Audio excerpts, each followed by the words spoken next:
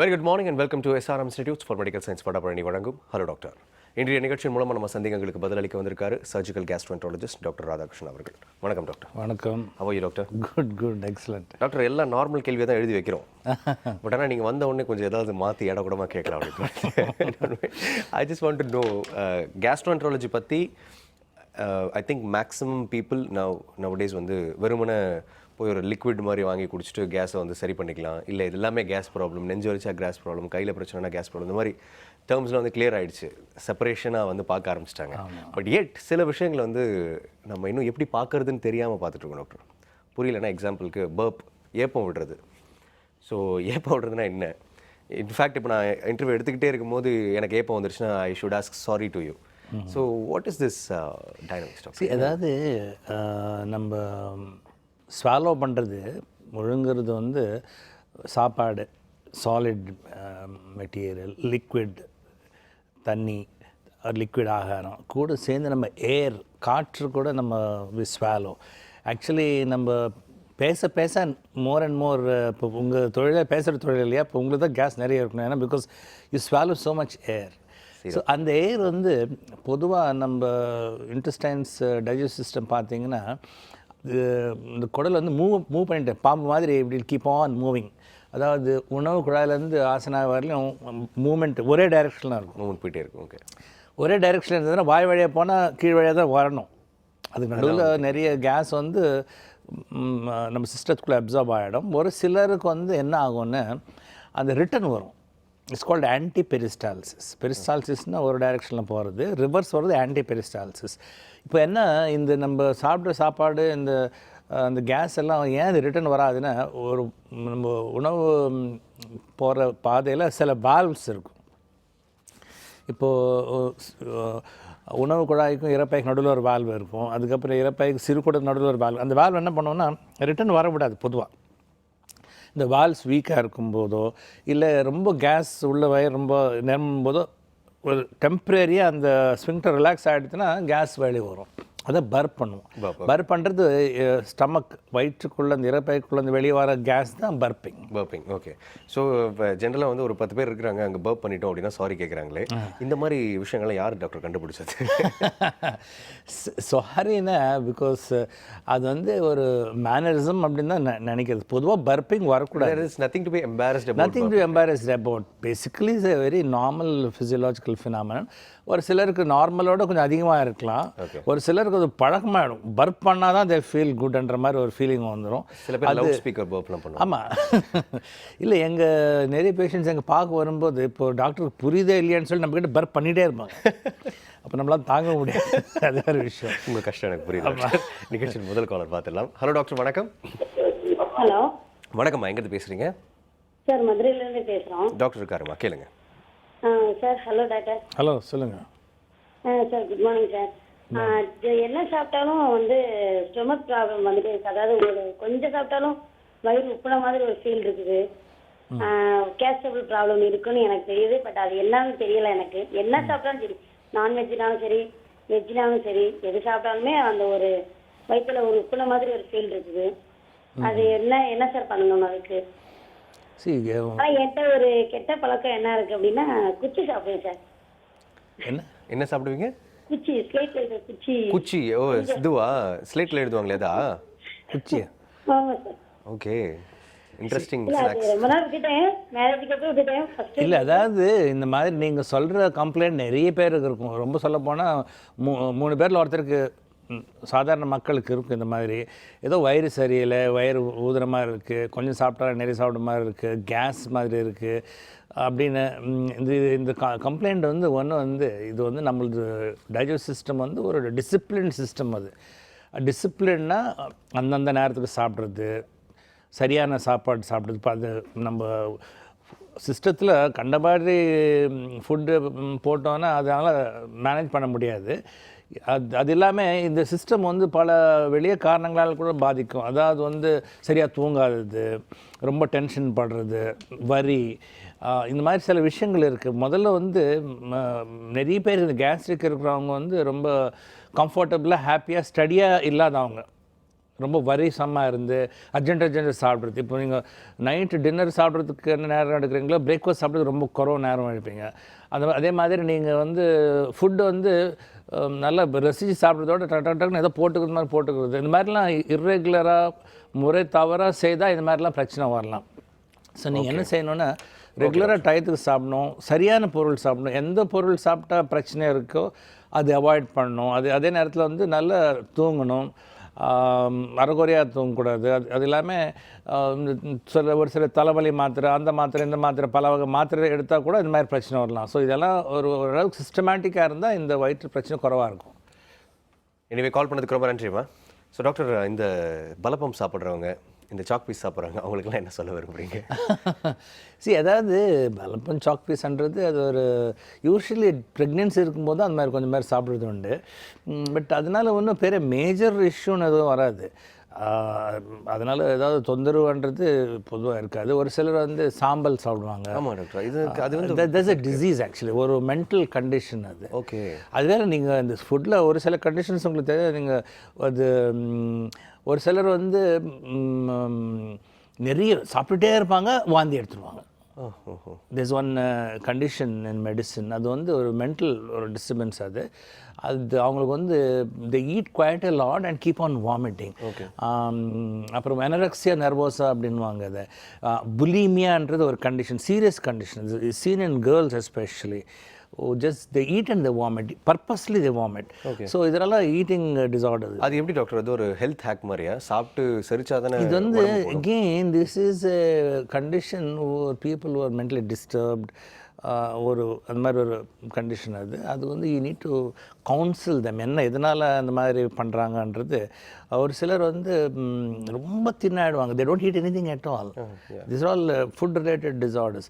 So இந்த disorders வந்து கண்டிப்பாக எதனாலன்றது நம்ம ஆராய்ந்து பார்க்கணும். கொஞ்சம் உங்கள் மாதிரி கொஞ்சம் உட்காந்து கொஞ்சம் டீட்டெயிலாக பேசுங்க. ஏம்மா எதனால பண்ணுறீங்க, உங்களுக்கு என்ன பிரச்சனை, உங்கள் ஃப்ரெண்ட்ஸோட பிரச்சனையா இல்லை உங்கள் மற்றவங்களோட பிரச்சனையா, அப்படி இப்படின்னு ஏதோ சம்திங் யூ ஃபைண்ட் அவுட். அது என்ன காரணம் தெரியும். ஓகே டாக்டர், அந்த மாதிரி இருந்தால் என்னையும் கூப்பிடுங்க doctor. We'll also discuss together. அடுத்த காலர் இருக்காங்க, பார்க்கலாம். ஹலோ டாக்டர், வணக்கம். வணக்கம், எங்கிருந்து பேசுறீங்க? காலர் இருக்கீங்களா? வணக்கம் சார். வணக்கம். வணக்கம். எங்கிருந்து பேசுறீங்க? நான் புரசவாக்கம் சார். சொல்லுங்க சார், சொல்லுங்க. டாக்டர் இருக்காரு, கேளுங்க. சார் வணக்கம். வணக்கம். நான் புரசவாக்கத்துலேருந்து பேசுகிறேன் சார். சொல்லுங்க சார். சொல்லுங்க. எனக்கு பசியே எடுக்க மாட்டேங்க டாக்டர். சார், உங்கள் டிவியில் கான்சன்ட்ரேட் பண்ணாதீங்க, சொல்லுங்க டாக்டர். அப்புறம் நான் வந்து சுகர் பேஷண்ட்டு. பசியே எடுக்க மாட்டேங்குது. இன்னைக்கு கூட காலம்புரை 10:45 தான் சாப்பிட்டேன். அது என்ன டாக்டர் செய்யறது? அதுக்கு ஏதாவது டெஸ்ட் எடுத்து பார்க்கணுமா இப்படி டாக்டர்? பசி இல்லாததுன்றது ஒரு இம்பார்ட்டண்ட் சிம்டம். அது வந்து பசி ஏன் எடுக்கலை அப்படின்றதுக்கு கண்டிப்பாக ஸ்பெஷலிஸ்ட்டு பார்க்க வேண்டிய. பசி எடுக்கலைன்றதோட சேர்த்து வெயிட் குறைஞ்சிட்டே வருதான்னு பார்க்கணும். நிறைய பேர் என்ன சொன்னால், நாங்கள் பசி எடுக்கிறது இல்லைன்னு, பட் நான் வெயிட் கூட்டிகிட்டே இருக்கேன். பசி எடுக்காத போது வெயிட் கூடுறது வந்து it doesn't go hand in hand. எங்கள் பாப்பா வந்து ஒன்றுமே சாப்பிட மாட்டேன்றா, பட் அவள் வெயிட் கூட்டிகிட்டே இருப்பாள். அது எப்படி சாப்பிடாம கூட முடியும்? ஸோ உங்களுக்கு வெயிட் குறையிற மாதிரி இருந்து பசி எடுக்காமல் இருந்ததுன்னா கண்டிப்பாக இந்த ஏஜ் குரூப்பில் நான் டாக்டரை பார்த்து தான் ஆகணும். ஏன்னா அது நிறைய கொஞ்சம் சீரியஸ் காரணங்கள் இருக்கிறதுக்கு கூட வாய்ப்பு இருக்குது. ஏன்னா இந்த ஏஜ் குரூப்பில், அதாவது யங்கர் ஏஜ் குரூப்பில் பசி எடுக்கலைன்னா விஷயம் வேறு. பட் கொஞ்சம் எல்டர்லி ஏஜ் குரூப்பில் பசியே எடுக்க மாட்டேங்குது, வெயிட் குறைஞ்சிட்டே வருதுன்னா நாங்கள் கொஞ்சம் ப்ளட் டெஸ்ட்லாம் பண்ணி அனீமியா எதாவது இருக்கா, வயிற்றில் குடலில் எதாவது பிரச்சனை இருக்கா, இல்லை இறப்பையில் பிரச்சனை இருக்கான்னு கண்டிப்பாக டெஸ்ட் பண்ணி ஆகணும். அது மாதிரி அதெல்லாம் ஒன்றும் இல்லைன்னா அதுக்கு ஒரு சில மெடிசின்ஸில் ஒரு சில அட்வைஸ் இருக்குது, அது ஃபாலோ பண்ணால் பசி இம்ப்ரூவ் ஆகும். நன்றி சார், கால் பண்ணதுக்கு. நிகழ்ச்சியை தொடர்ந்து பாருங்கள். ஸோ டாக்டர், ஐ திங்க் இது வந்து எல்லாருடைய கேள்வியாகவும் இருக்கும்னு நினைக்கிறேன். சம்டைம்ஸ் மார்னிங் பிரேக்ஃபாஸ்ட் பண்ணணுன்ற எண்ணமே இருக்காது. I think maximum of the பீப்புளுக்கு இந்த பிரச்சனை இருக்கும். ஸோ மார்னிங் ஆஃபீஸ் கிளம்புற ரஷ்ஷாக இருக்கிறதாலையா இல்லை சீக்கிரம் போகணுன்ற எண்ணத்தினாலையா பிரேக்ஃபாஸ்ட் பண்ணணும்னு என்ன வராது. ஆனால் பட் ஆஃப்டர்நூன் நம்மளுக்கு ஹங்க்ரி நம்ம ஃபீல் பண்ணுவோம். Night we have to eat. Instead வந்து நைட் சாப்பிடாம காலையில் சாப்பிடணும். பட் ஏன் டாக்டர் அந்த மாதிரி ஒரு ஃபீலிங் இருக்குது? Not feeling like eating at all. பசியே இல்லாத மாதிரி ஒரு தன்மை ஏன் இருக்குது எல்லாருக்கும் மேக்ஸிமம் மார்னிங்? பசி actually frankly speaking most important meal of the day வந்து பிரேக்ஃபாஸ்ட் தான். Breakfast you should have time and eat nicely. ஏன்னா பிகாஸ் லாஸ்ட் ஒரு 10 hours ஃபாஸ்டிங்கில் தானே இருக்குது பாடி. தூங்கும்போது now next if you continue like that for another 5-6 hours the quality of work comes down, irritable ஆகிடும். அது நம்மளுக்கே தெரியாமல் ஏன் நம்மளுக்கு கோவம் வருதுன்ற ஒரு இது வரும். பிகாஸ் blood level sugars குறைஞ்சிட்டே வரும். அதனால் பிரேக்ஃபாஸ்ட் யூ ஷுட் ஹேவ் ஏன் ஜனங்க சாப்பிட்றது இல்லை அப்படின்னா, இப்போ வந்து நம்ம என்னன்னு தெரியல, நம்ம சிவிலைசேஷன் எல்லாருமே அவசரத்தில் தான் இருப்பாங்க. உங்களுக்கு தெரியும், நான் 9 மணிக்கு வேலைக்கு போகணுன்னா டெய்லி நான் 10 minutes லேட் ஆகிடுது. நீங்கள் என்ன ½ hour முன்னாடி எழுந்திரிச்சு அதுக்கு தகுந்த மாதிரி இது பிகாஸ் ஃபுட்டுக்கு ரொம்ப இம்பார்ட்டன்ஸ் கொடுக்கணும். யாருமே பிரேக்ஃபாஸ்ட்டுக்கு இம்பார்ட்டன்ஸ் கொடுக்கறது இல்லை. ஏதோ சாப்பிட்டோமா, ஒரு சிலர் வந்து காரில் உட்காந்து சாப்பிட்ருவாங்க, ஒரு சிலர் கேண்டீனில் போய் ஒரு டீ குடிச்சிட்டா நான் நல்லா ஆகிட்டேன். These are the people who have all the gastric symptoms. So breakfast is very important. நீங்கள் இந்த நைட்டே பிளான் பண்ணிக்கணும், நான் என்ன பிரேக்ஃபாஸ்ட் சாப்பிட போகிறேன்னு சொல்லிட்டு அது பண்ணி அது நீங்கள் உட்காந்து ஒரு அரை மணி நேரம் 1/4 மணி நேரம் அது டைம் கொடுத்து நியூஸ் பேப்பர் படிக்காமல், ஒரு சில நியூஸ் பேப்பர் படிச்சுட்டு இப்போ ஃபோக்கஸ் ஆன் குட் ஃபுட்டுக்கு வந்து unless and you respect food will not respect you. நீங்கள் என்ன சாப்பிடணும் ரசித்து. அண்ட் பிரேக்ஃபாஸ்ட்க்கு எவ்வளோ அட்வைஸ் இருக்குது, இத்தனை கேலரி வேணும், இத்தனை ப்ரோட்டீன், இத்தனை ஃபேட்ன்றது. Lunch you can go slow and dinner you can forget. But நம்ம ரிவர்ஸ் பண்ணுறோம். அதான் சிவிலைசேஷன் இப்படி எல்லாம் கேஸ்ட்ரிக்ன்ட்டு civilization is in trouble. Unfortunately even for breakfast வெளியே எந்த கடையுமே இல்லை doctor. I think for dinner நிறைய ஃபாஸ்ட் ஃபுட்ஸ் இருக்குன்னு. System is different. There's one more caller will talk. Hello doctor, வணக்கம். ஹலோ டாக்டர், வேந்த டிவி தானுங்க? ஆமாங்க, வேந்த டிவி தான். சொல்லுங்க. ஹலோ டாக்டர் நிகழ்ச்சி தான், கேளுங்க. டாக்டர்கிட்ட பேசலாங்களா? இருக்காங்க, கேளுங்க. Hello doctor. சொல்லுங்கள். நிர்மலா ராம்குமார் ஃப்ரம் கோயம்புத்தூர். சொல்லுங்க. என்னோட ஏஜ் வந்து 43. எனக்கு வந்து என்னென்னா, திடீர்னு வந்து என்னோட டயட் சிஸ்டம் சேஞ்ச் பண்ணேன். கொஞ்சம் க்ரீன் டீ எடுத்துட்டதுனால அது கேஸ்ட்ரிக் ஆசிட்டை கொஞ்சம் ஸ்டிமுலேட் பண்ணிருச்சு. ப்ளஸ் மில்லட்ஸ் எடுக்க ஆரம்பித்தேன். பட் ஜென்ரலாகவே எனக்கு வந்து இந்த ஹை கார்போஹைட்ரேட்ஸ் இருக்கிறது, பொட்டேட்டோ, வாழைக்காய், அந்த மாதிரி எது எடுத்தாலுமே கேஸ்ட்ரிக் உண்டு 34 பட் இப்போ நான் வந்து ஃபர்தராக எப்படி எண்டோஸ்கோபி மாதிரி இன்வெஸ்டிகேட் பண்ணி பார்க்கணுமா? ஏன்னா பர்பிங் பெருசாக வருது, இல்லைன்னா அதர்வைஸ் நெஞ்சில் முதுகில் கேஸ் இறுக்கி பிடிச்சிருது. ஸோ இப்போ நான் ஃபர்தராக என்ன வந்து டாக்டர்கிட்ட அட்வைஸ் என்ன போகணும், என்ன பண்ணணும் அடுத்த ஸ்டெப்புங்கிறது கேன் யூ ப்ளீஸ் எக்ஸ்பிளைன்? அதாவது நீங்கள் உங்களுக்கே தெரியுது that you change your diet, அதில் பிரச்சனை வந்துருக்கு.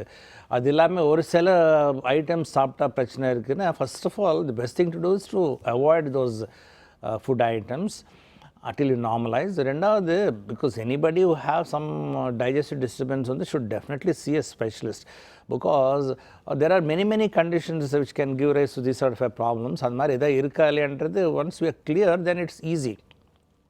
Best and most ideal thing to do is to avoid foods which trouble you, because peas, they cause gas. Things like onions, cabbages, legumes, அதாவது பருப்பு, dal varieties will cause a lot of gas, which we do not know actually. South Indians, we are so fond of sambar and all that. Many of us have this flatulent. So if at all you have this problem, you should try avoid those foods. அதே நேரத்தில் நீங்கள் definitely you should see a gastroenterologist once. If the gastroenterologist வந்து உங்களுக்கு endoscopy தேவை, ultrasound தேவை நினைக்கிறாருன்னா அது பண்ணுறது நல்லது. நன்றிம்மா கால் பண்ணதுக்கு. நெக்ஸ்ட் காலர் பார்க்கலாம் டாக்டர். ஹலோ டாக்டர், வணக்கம். ஹலோ வணக்கம் சார். வணக்கம், எங்கேருந்து பேசுகிறீங்க சார்? ஹலோ வணக்கம் சார். வணக்கம், எங்கேருந்து பேசுகிறீங்க? Ashok Kumar Trichy sir. Okay sir, சொல்லுங்கள் அசோக் குமார் சார், கேளுங்க டாக்டர். சார், இருமல் ரொம்ப ஜாஸ்தியாக இருக்குது, ஆனால் பசி எடுக்க மாட்டேங்குது சார். பசி எடுத்தாலும் அவங்க சாப்பிட்றது ஃபுட் ஐட்டங்களை வந்து எடுக்க முடியல சார். எடுத்தாலும் அடுத்த வந்து ஒரு நைட்டு பார்த்தோம்னா அப்படியே வாங்கிற மாதிரி இருக்குது.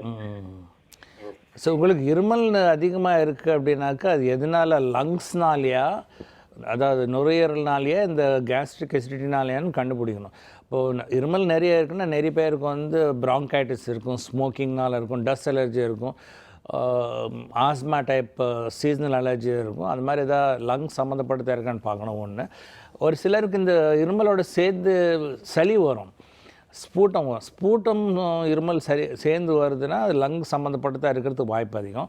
ட்ரை காஃப், அதாவது வெறும் இருமல் இருக்குது தவிர அதில் வந்து ஸ்பூட்டம் இல்லைன்னா அது கேஸ்ட்ரிக்கால கூட இருக்கலாம்.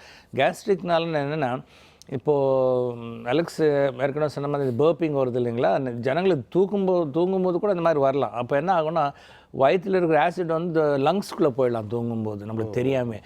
அப்போது என்ன ஆகுனா இருமல் இருக்கும், மைல்டு இருமல், அது ட்ரை காஃப். யாருக்காவது ட்ரை காஃப் இருந்ததுன்னா அவங்களுக்கு கேஸ்ட்ரிக்னால கூட அப்படி வரலாம். அதுக்கு அந்த நீங்கள் தூங்குகிற பொசிஷன், அந்த ஆங்குலேஷன் மாற்றுறது, அப்புறம் ஒரு சில மெடிசன்ஸ் யூஸ் பண்ணுறதுனால அந்த இருமல் குறையிறதுக்கு வாய்ப்பு இருக்குது. ஃபஸ்ட்டு நீங்கள் உங்கள் டாக்டர் ஃபிசிஷியன் பார்த்துட்டு இது லங்ஸ்னாலேயா இல்லை கேஸ்ட்ரிக்னாலேயான்னு கண்டுபிடிச்சி அது ட்ரீட்மெண்ட் பண்ணுறது நல்லது.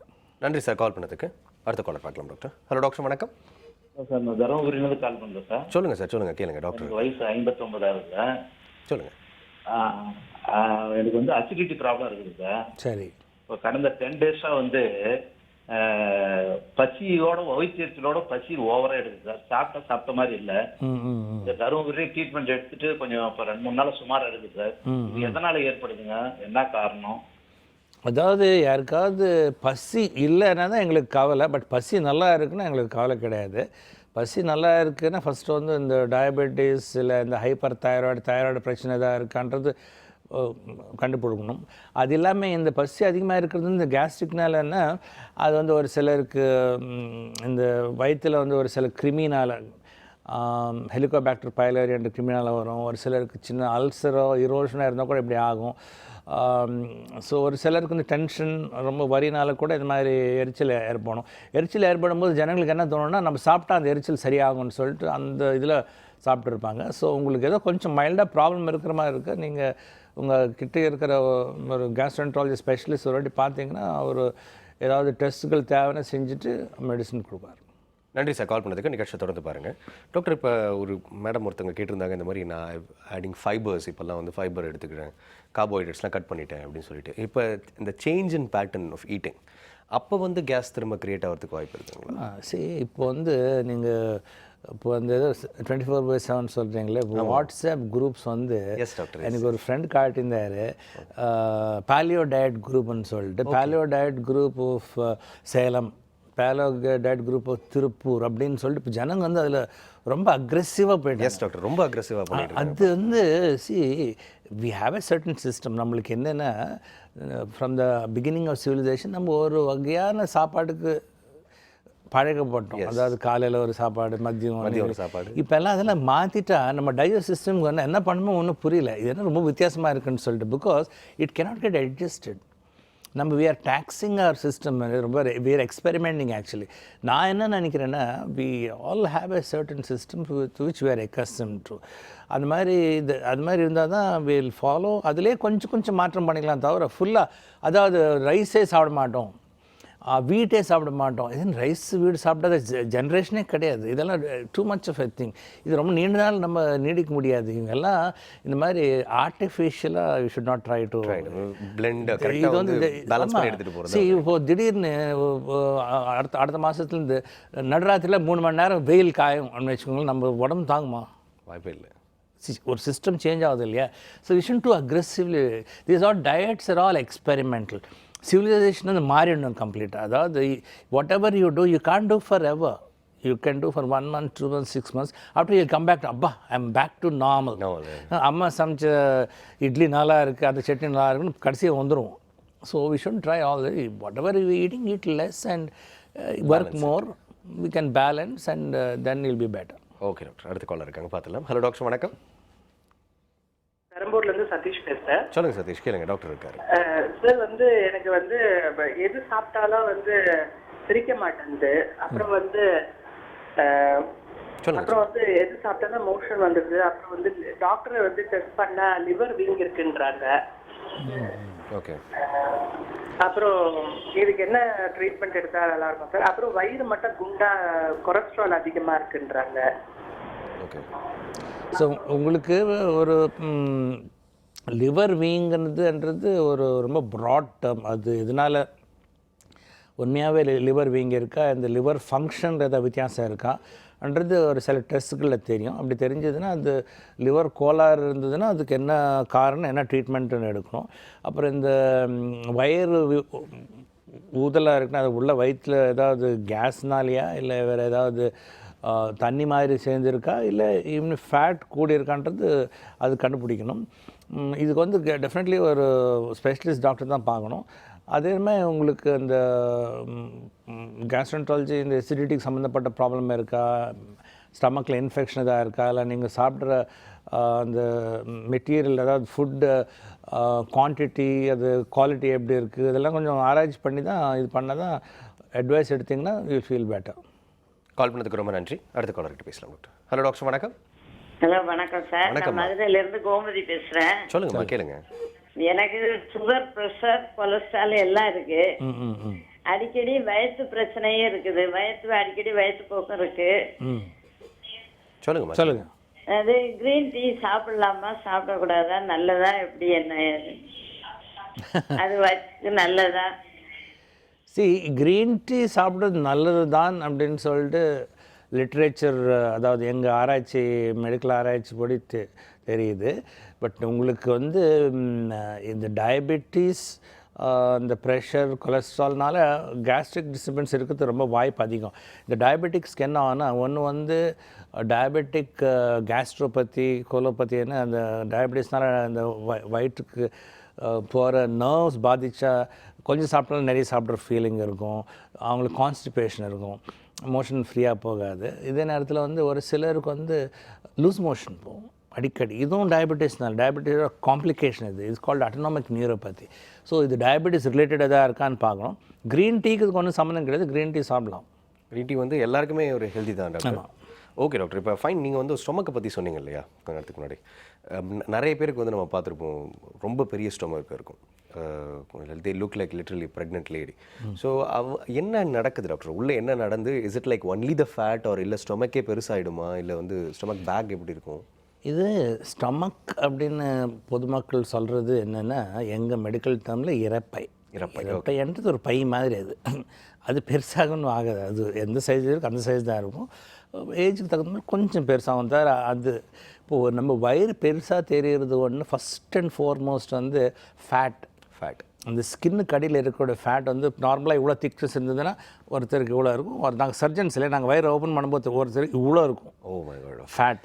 அந்த ஃபேட் வந்து நம்ம சாப்பிட்ற ஃபுட்லேருந்து ஒரு டிபாசிட் ஆகிற ஃபேட். அது அதாவது ஜனங்களுக்கு பொதுவாக வயிற்றில் டிபாசிட் ஆகும். பெண்களுக்கு யூஸ்வலி பேக் பட்டக்ஸ் அந்த தைஸ்லாம் தான் நிறைய டிபாசிட் ஆகும். நல்ல வேளை ஆண்களுக்கு அந்த இடத்துக்கு போகாது, ஆண்களுக்கு வயிற்றுக்கிட்ட தான் வரும், நிறைய ஃபேஸ் இதெல்லாம் வரும். ஸோ இது வந்து something to do with food and fatty food we eat. ரெண்டாவது, அந்த மாதிரி ஃபேட் டிபாசிட் ஆகும்போது இங்கே ஒரு மசில் இருக்கும், ரெக்டஸ் அப்டாமினஸ் மசில். அப்படியே அது கொஞ்சம் தின் ஆகிடும். அதாவது தின் ஆக என்ன ஆகும்னா அப்படியே ப்ரூப்ரெண்ட்டாக வரும். நம்ம மசில் வந்து சிக்ஸ் பேக் டைப் மசில் கிடையாது இல்லையா. நம்ம எல்லாம் ட்ரை பண்ணாலும் கொஞ்ச நாள் இருக்கலாம், பட் அதுக்கப்புறம் பழைய மாதிரி ஆகிடும். யூ டு மெயின்டைன் இது. இப்போது வெஸ்ட் ஆஃப்ரிக்கன் பீப்புளுக்கு வந்து மெயின்டைன் பண்ணுறாங்களோ இல்லையா, by birth is six pack, by die also six pack ஆகும். நம்மளுக்கு ஆகவே ஆகாது. Is it we have to maintain to get it, we don't get it. So you should try really bad about it. அந்த muscle stiffness வந்து we don't do many abdominal exercises. நம்ம we are very weak actually. அது எல்லாமே inside the அப்டாமின் வந்து fat இருக்கும், ஒமெண்டம்னு ஒன்று இருக்கும். அதாவது இந்த சிறுகுடல், இந்த இறப்பை கவர் பண்ணி ஒரு போர்வை மாதிரி ஒன்று இருக்கும், அதில் நிறைய ஃபேட் இருக்கும். So effectually lot of what happens in stomach நம்ம பார்க்குறோம் ஜனங்களை. என்ன லாட் ஆஃப் police men அவங்கெல்லாம் ரொம்ப பெரிய வயிறு இருக்கவங்க எல்லாம் means lot of fat is there. So effectually we have to look in to what we eat, what type of food we eat, and you have to try to reduce fat intake. Okay doctor, இப்போ for example இப்போ வந்து ஒருத்தருக்கு நல்ல பெரிய stomach இருக்குன்னு வச்சுக்கோங்க. சரி. So they are trying to reduce, அவங்க வந்து கம்மி பண்ணுறாங்க. இப்போ அவங்க ஒருத்தர் பர்டிகுலர் ஆள் வந்து கம்மி பண்ணுறதுக்கு ஆக்டிவிட்டீஸும் தேவைப்படுமா, இல்லை just by food can they? No, definitely activities also are required.